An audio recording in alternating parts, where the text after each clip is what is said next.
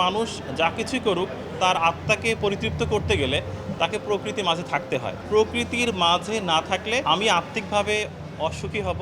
আয়োজনটা তো অনেক ভালো, কিন্তু এতটা আলো, এত রেডিয়েশন, আমরা তো প্রকৃতির মানুষ, প্রকৃতির মাঝে থাকি। এখানে ঢুকতে ঢুকতেই আমার মাথায় একটি শব্দ মনে পড়লো যে আসলে বনেরা বনে সুন্দর, শিশুরা মাতৃকোল। এত রেডিয়েশন, এত আলো, এত লাইট, এত ক্যামেরা, এর মধ্যে আমরা অভ্যস্ত একেবারেই না। আমরা আসলে প্রকৃতির মাঝে থাকি। তবে খুব ভালো লেগেছে। যে কোনো অনুষ্ঠান আসলে সবসময় আন্দোলিত করে, অনেক বেশি কনফিডেন্ট করে, আর এরকম আয়োজন হওয়া তো দরকার। তাহলে অন্তত সবার সাথে দেখা হয় এবং বোঝা যায় যে নিজের অবস্থানটা আসলে কতটুকু। খুবই ভালো লাগছে।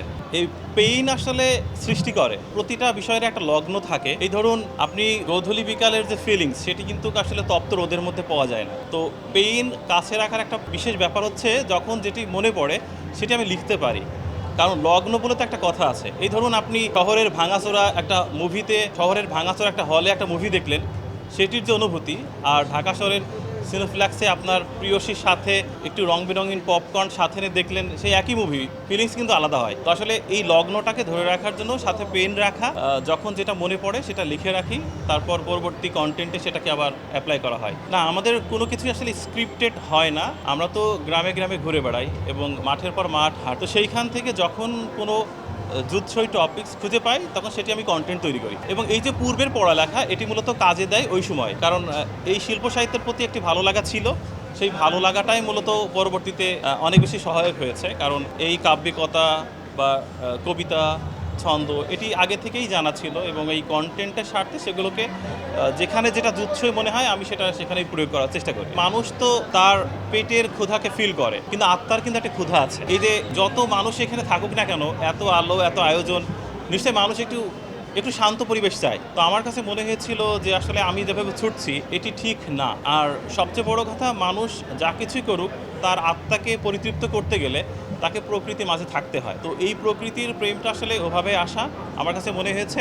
এই যে গত কয়েক দশকে প্রায় ৩,৫০০ প্রজাতির দেশীয় ফসলের বীজ হারিয়েছি আমরা, এটি নিয়ে কেউ কিন্তু ভাবে না, এটি নিয়ে কারো মাথায় নেই। জোনাকি পোকা এখন দেখা যায় না। কেন দেখা যায় না? মানে জোনাকি পোকা কি আমরা হারিয়ে ফেললাম চিরতরে?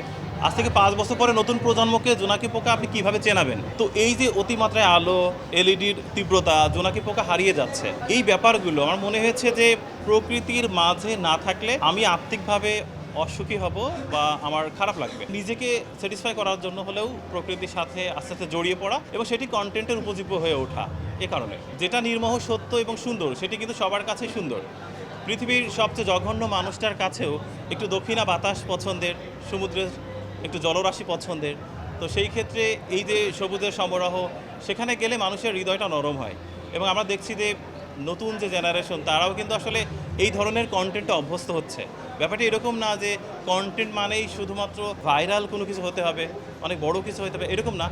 একদম সোজাসাপটা প্রকৃতি থেকে উঠে আনা বিভিন্ন এলিমেন্ট কিন্তু কন্টেন্টের উপযোগ্য হতে পারে এবং নতুন প্রজন্মে সবাই প্রকৃতির প্রেমে পড়ছে। প্রকৃতিকে অস্বীকার করা যায় না, আমরা সবাই তো প্রকৃতির সন্তান। তো সেই ক্ষেত্রে আমার মনে হয় যে আমরা পেরেছি, কিছুটা হলেও পেরেছি। না না পারলে তো আপনারা ডাকতেন না এখানে। তো সেই ক্ষেত্রে we are very much happy যে আমরা প্রকৃতির মেসেজটাকে মানুষের মাঝে পৌঁছাতে পেরেছি। এই যে আপনারা সবাই বলছেন যে প্রকৃতির প্রেমে পড়া, নিশ্চয়ই আপনাদের ওই কন্টেন্টগুলো ভালো লেগেছে বলেই আপনারা এই প্রশ্নটা করলেন। তো যেটা সুন্দর সেটি সবার কাছে ভালো লাগবে। গুড় যতদিন মিষ্টি, আমলকি যতদিন তেতো, ঠিক ততদিনই প্রকৃতি নির্মোহ এবং সত্য সুন্দর।